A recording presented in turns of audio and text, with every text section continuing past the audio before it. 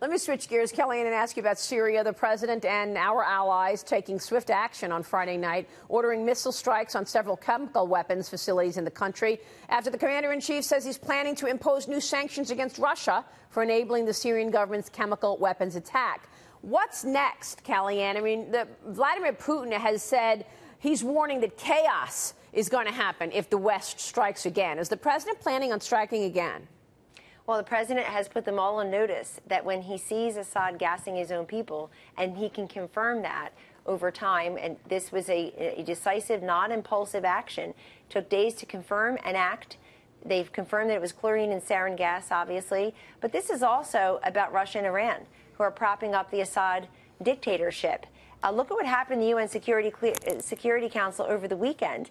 Russia tried to shame and embarrass the U.S. and our allies, UK and France, who joined in those strikes, and instead it backfired on them. The only other countries that would vote with Russia on that resolution were Bolivia and China. But Iran is on notice here, and Russia, Putin has done nothing for 4 years to get Syria to abandon these chemical weapons that they use against their own people. And by the way, every time I see somebody say the president is soft on Putin, the president is soft on Russia, he's absolutely right to recount how tough he is on Russia. How do you make that statement with the sanctions? But also, he expelled 60 diplomats. Was it Macron who convinced the president not to leave Syria? Just 2 weeks ago, the president said, we're going to start pulling our guys out and gals out of Syria. But now President of France, Macron, is saying, I convinced the president to stay. Is that true?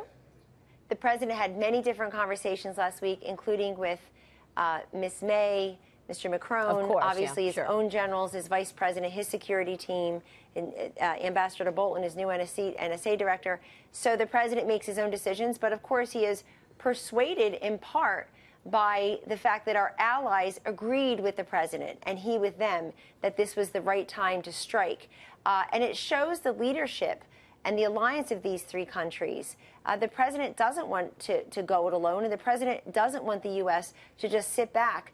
He inherited a big mess in many hot spots around the globe, but we saw what happened with the silly Russian reset, the stupid plastic button. We saw about the red line in Syria. This is a president who doesn't talk, who takes action, and he did so with France and the U.K., and people ought to notice. The president also does not, he has said before that he does not believe in infinite engagements. Right. And so people should look at those too. It's all about timing, I believe. But this was very deliberative and very decisive. All right, we'll leave it there. Kellyanne, thanks very much for weighing in this morning. Thank you, Maria. We'll see you soon. Kellyanne Conway joining us.